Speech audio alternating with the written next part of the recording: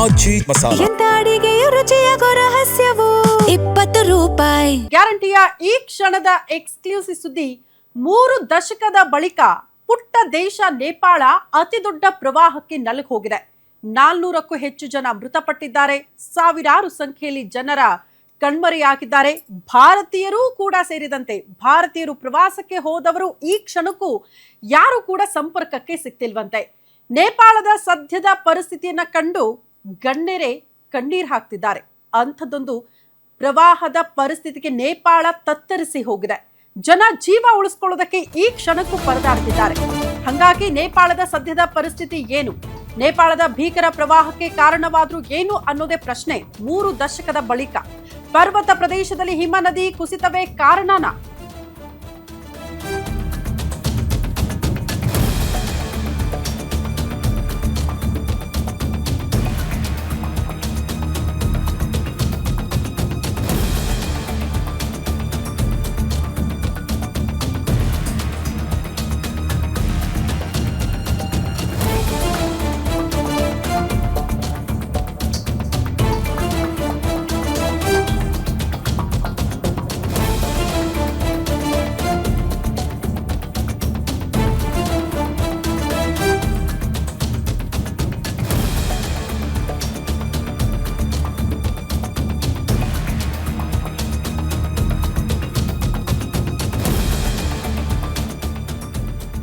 ನೇಪಾಳದ ಭೀಕರ ಪ್ರವಾಹಕ್ಕೆ ಕಾರಣ ಏನು? ಪರ್ವತ ಪ್ರದೇಶದಲ್ಲಿ ಹಿಮ ನದಿ ಕುಸಿತಾನೆ ಇದಕ್ಕೆ ಪ್ರಮುಖ ಕಾರಣ ಆಗೋಯ್ತಾ?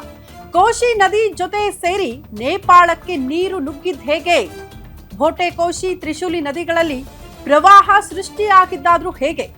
ರಕ್ಕಸ ಪ್ರವಾಹಕ್ಕೆ ನೇಪಾಳದಲ್ಲಿ ಅಲ್ಲೋಲ ಕಲ್ಲೋಲ ಸೃಷ್ಟಿಯಾಗ್ಬಿಟ್ಟಿದೆ. ಭೀಕರ ಜಲಪ್ರಳಯಕ್ಕೆ ಸಂಪೂರ್ಣ ನೇಪಾಳನೇ ತತ್ತರಿಸಿ ಹೋಗಿದೆ.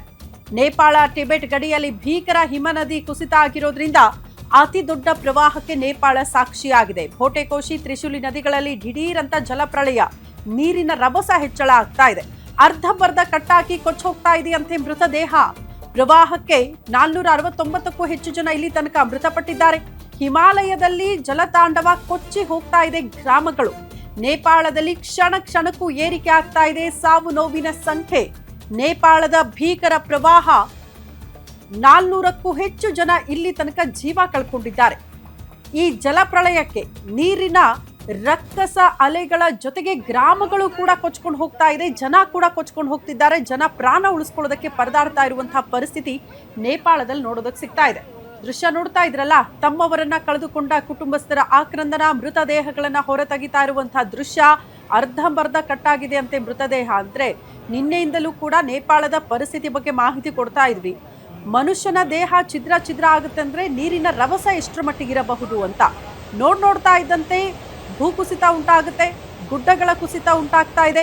ಇದರಿಂದ ಅತಿ ದೊಡ್ಡ ಜಲಪ್ರಳಯ ಉಂಟಾಗ್ತಾ ಇದೆ ನೇಪಾಳದಾದ್ಯಂತ. ಇದರಿಂದ ಗ್ರಾಮಗಳು ಕೊಚ್ಕೊಂಡು ಹೋಗ್ತಾ ಇದೆ, ಜನ ಓಡಾಡಕ್ಕಾಗ್ತಾ ಇಲ್ಲ. ಎಲ್ಲಿರ್ತಾರೋ ಅಲ್ಲಿಂದ ನೀರಿನ ರಭಸದಲ್ಲಿ ಕೊಚ್ಕೊಂಡು ಹೋಗ್ತಾ ಇದ್ದಾರೆ ಜನ. ಸೇನಾ ಹೆಲಿಕಾಪ್ಟರ್ ಮೂಲಕ ನಿರಂತರವಾಗಿ ರಕ್ಷಣಾ ಕಾರ್ಯಾಚರಣೆ ಆಗ್ತಾ ಇದ್ರೂ ಕೂಡ ಇನ್ನೂ ಕೂಡ ಕೆಲವರು ಅಪಾಯದಂಚಿನಲ್ಲೇ ಸಿಲುಕಾಕಿಕೊಂಡು ಸಾವು ಬದುಕಿನ ನಡುವೆ ಹೋರಾಟ ನಡೆಸಿದ್ದಾರೆ. ನೇಪಾಳದ ವಾಸ್ತವ ಪರಿಸ್ಥಿತಿ. 2 ದೃಶ್ಯಗಳು ಎಷ್ಟು ಭೀಕರತೆ ಇದೆ ನೇಪಾಳದಲ್ಲಿ ಪರಿಸ್ಥಿತಿ ಅನ್ನೋದನ್ನ ನೋಡ್ತಾ ಇದ್ದೀರಿ. ಯಾವತ್ತಾದ್ರೂ ಹಿಂಗಿತ್ತ ನೇಪಾಳದಲ್ಲಿ? ಒಂದು ಪುಟ್ಟ ದೇಶ ಇದನ್ನ ಅರಗಿಸ್ಕೊಳ್ಳೋದಕ್ಕೆ ಸಾಧ್ಯನಾ ಅಂತ ನೀವು ಪ್ರಶ್ನೆ ಮಾಡಿದ್ರೆ 3 ದಶಕಗಳ ಹಿಂದೆ ಇಂಥದ್ದೊಂದು ಪ್ರವಾಹ ಇತ್ತು. ಬಟ್ ಇಷ್ಟರ ಮಟ್ಟಿಗೆ ಅದರ ಭೀಕರತೆ ಇರಲಿಲ್ಲ ಅಂತ ಹೇಳ್ತಿದ್ದಾರೆ ತಜ್ಞರು. ಹಾಗಾಗಿ 3 ದಶಕದ ಬಳಿಕ ಯಾವತ್ತೂ ಕೂಡ ಕಂಡು ಕೇಳರಿಯದ ಅತಿ ದೊಡ್ಡ ಪ್ರವಾಹಕ್ಕೆ ನೇಪಾಳ ತತ್ತರಿಸಿ ಹೋಗಿದೆ. ಈ ಪುಟ್ಟ ದೇಶ ವಾಪಸ್ ಸಹಜ ಸ್ಥಿತಿಗೆ ಮರಳೋದಕ್ಕೆ ಅದೆಷ್ಟು ದಿನ ಬೇಕೋ ಗೊತ್ತಿಲ್ಲ, ಅದೆಷ್ಟು ತಿಂಗಳು ವರ್ಷ ಬೇಕೋ ಗೊತ್ತಿಲ್ಲ. ಅಂಥ ಪರಿಸ್ಥಿತಿಯನ್ನ ನೇಪಾಳ ಸದ್ಯಕ್ಕೆ ಫೇಸ್ ಮಾಡ್ತಿದೆ.